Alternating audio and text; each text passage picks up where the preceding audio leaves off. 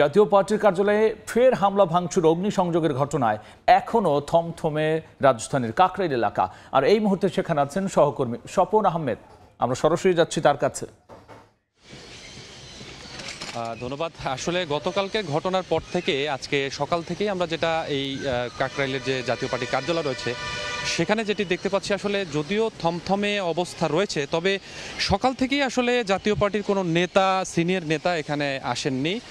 এখানে যারা কাজ করেন অর্থাৎ কর্মী রয়েছেন তারা কিন্তু এখানে দুই একজন আসছেন এবং তারা বিল্ডিংটি সামনে যে জায়গাগুলো ছিল সেগুলো পরিষ্কার করছেন। তবে গতকালকের যে চিত্র ছিল অর্থাৎ আগুন লাগানোর পরে এবং হামলা করার পরে যে চিত্র ছিল সেই অবস্থানই কিন্তু এখানে রয়েছে। তবে আমি কিছুক্ষণ আগেই এই জাতীয় পার্টির যে দপ্তর সম্পাদক রয়েছে তার সাথে কথা বলেছি। তিনি আমাদেরকে যেটি জানালেন যে যেহেতু আজকে পবিত্র ঈদে মিলাদুন্নবী, তাদের একটি কর্মসূচি তারা বিকালের দিকে রেখেছেন। আমি তাদেরকে প্রশ্ন করেছিলাম যে আপনাদের ভাঙচুর বা অগ্নিসংযোগের পরে এই রিলেটেড কোনো তাদের কোনো কর্মসূচি রয়েছে কিনা। তিনি আমাদেরকে যেটি জানান যে আপাতত আজকে আসলে যখন ঈদে মিলাদুন্নবীর অনুষ্ঠানটি হবে তখন আসলে তারা নতুন করে কোনো কর্মসূচি ঘোষণা দিতে পারেন, এমনটি তারা আমাদেরকে জানিয়েছেন। তবে আমরা দেখেছি এই জায়গাটিতে যেন আর কোনো অপ্রীতিকর ঘটনা না ঘটে সেজন্য কিন্তু বেশ কিছু সংখ্যক পুলিশ সদস্য এখানে উপস্থিত রয়েছে।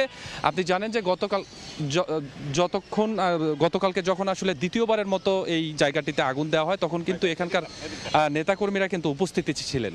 পরবর্তীতে আমরা দেখেছি যে দুইজন পথচারীও কিন্তু গুলিবিদ্ধ হয়েছেন এবং গুলিবিদ্ধ যারা হয়েছেন তারা কিন্তু ঢাকা মেডিকেল কলেজ হাসপাতালে ইমার্জেন্সিতে তারা ট্রিটমেন্ট নিচ্ছে। তবে এখন অবস্থা পরিস্থিতি অনেকটাই শান্ত রয়েছে, তবে নেতাকর্মীরা ধীরে ধীরে দুই একজন আসছেন।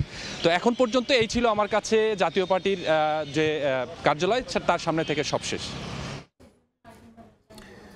জাতীয় পার্টি কার্যালয়ে ভাঙচুরের পর এখন কি অবস্থা, সে ঘটনা সবশেষ নিয়ে আমরা সরাসরি ছিলাম কাকরাইলে।